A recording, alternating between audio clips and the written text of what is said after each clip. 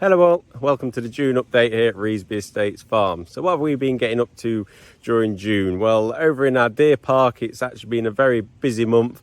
Our deer have been busy fawning. That is now completed, but happens over about 2 weeks within the month of June. There's a small snippet in this video of that. We just have to go in and keep a check on them and the welfare of the animals.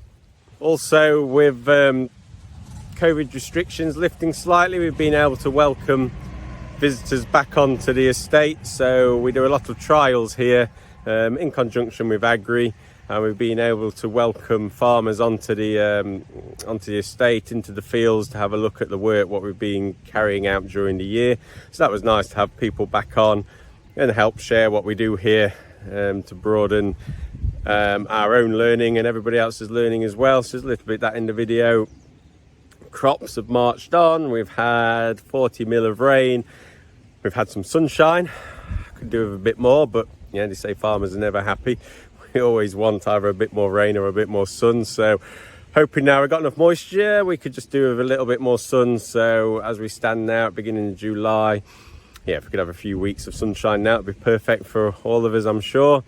But the rain has done wonders. As you can see, I'm stood in this field of beans here, and the height we've got in here, we've sort of got nearly 5 foot of bean height. Compare that to last year, where we've been struggling for moisture. We'd probably got another sort of 2 foot less on the beans. So I'll just spin you around and show you this bean crop. Site as we stand in this bean crop here, nice and even. But you can see, I pull this canopy open, the beans have been setting on here. Here are our bean pods. Now you can actually see from the beans here, we've got a short section of pod. So from here to here is pod, and then we've got that huge amount of canopy without actually any pods set upon it. Now this is actually due to the weather. Cold, dull weather, lots of rain, we don't get the flowers set, and we don't get the bee activity, so we don't get the pollination. So this would have actually told me during this period here would have been a sunny period, and then we've gone through it's this rainy period and dull. Now the beans love it because they grow a lot, lots of moisture, lots of canopy, but they don't set the flowers. And what you can sometimes get is a gap in the bean stem, and then we might find we get a few more flowers actually on this top. Now the sun's back out. But yeah, as we can see, there has been a nice bean set on it. So I've just opened your pod up there, and you can see the beans developing inside that pod. So the pod's what you can see on the stems here. That's one just opened up. You can see there's 4 beans within it. They'll continue growing, fill all that pod out. These will be ready for harvest sort of 1st to 2nd week of September. So they've still got another couple of months of growth really on them to mature and grow. Main job in here now is just keeping the green area on these crops. You can see in here there's a bit of disease coming on it, a bit of chocolate spot coming on, but we're not too bad at the moment. Fairly well clean, keep the sunshine with us. Nature should help us keep these pretty much clear. So other than the crops developing, coming towards harvest, our oilseed rape is probably now 3-4 weeks off harvest. That'll be the start of it, and then we'll think we'll roll. So we'll be last week of July, 1st week of August. I think our harvest here at Revesby Estates will start, and then that will see us busy with the combine until probably mid-September. So the lads are now busy servicing up the machines, getting the combine is now service ready to roll. They're in the sheds, making sure they're all spotless and clean. So obviously all this produce we produce is a food standard. It'll come into our spotless sheds and be stored until required by the end producers. So that's what the lads are busy with at the moment, making sure everything's ready for the big push in harvest. So yeah, I'll let you enjoy the rest of the video. Like I say, some of our farmers meet and see some of the deer in the deer park. So it's the middle of June, and we're right in the middle of our fawning season in our deer park. So we've got around 350 does in our deer park, and we just come in twice a day just to check on everything's going to plan. They are a totally wild herd, so we don't intervene at all. but because we have a duty of care for their welfare, we just have to keep coming in and checking everything's fine. So whilst I've been in, I'll just spin the camera around because we've actually just come across a young fawn. So here is a young fawn. You see, this was probably born within the last hour or two. Sat very tight within the grass, so they'll actually have them within the long grass here. It'll sit there for an hour or two just to dry off, and then it'll move into the cover of some nettles. Once a young fawn is first born, there's actually no scent on the fawn at all. A dog, if it was to walk by, would walk straight past this fawn and not actually know it was there.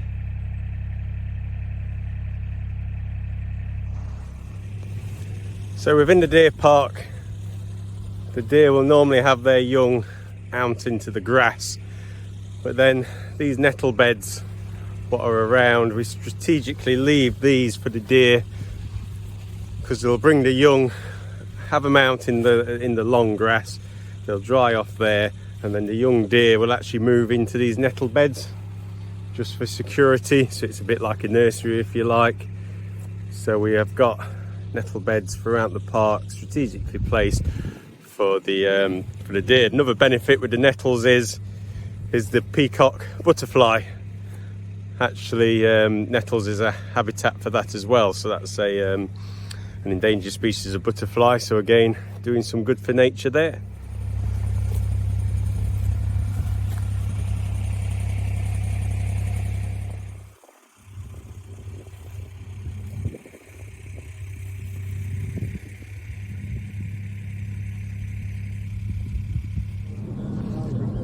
So hosting one of the trial days here with Agri. See, we're loading on the trailer, social distancing happening. We're heading off down to the field now to see the trials.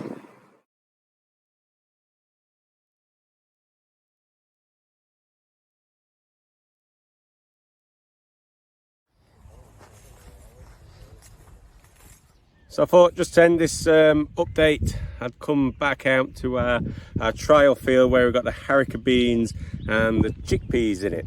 So I'm stood amongst the haricot beans, which, if you've seen the other videos, we drilled in the middle of May. So we are now, what, sort of 6-7 weeks on from drilling. And as you can see here, the haricot beans are coming through. They're struggling a bit. We're coming across some issues with it. But again, that's why this is a trial field before they go into mass production. They've come out of the 2-metre small plots, put them into this 1 hectare plot here, and there's some more scattered around the country just to so we can learn from it and help other growers learn from what we're doing. So here is the haricot beans. Here we go, just like the beans what you'll grow in your garden. These will be all the flower points on here, but they're not overly happy. We're not getting, you can see here, a bit pale. We're learning some husbandry techniques which will hopefully do better in the future.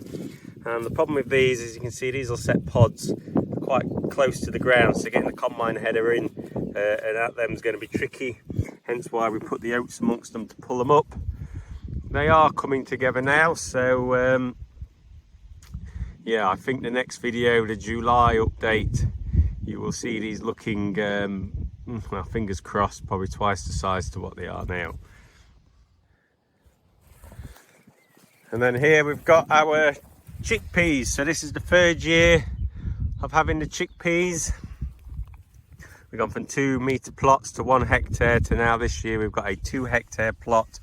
These have just started setting their first flowers, looking quite healthy. We are learning a lot with these. Weed control is our only issue. So yeah, weed control. First flowers just being set. Nice, lots of moisture. Problem with a chickpea is it will just keep on growing and flowering. So what we don't want is wet, dry. So because we've got nice moisture in the bottom of this crop now, if we can get some sunshine, hopefully it'll get its flowering period over and done with in one big hit, which means we get even maturity on the seed. That is one of the biggest problems with the chickpeas. So this crop's looking good.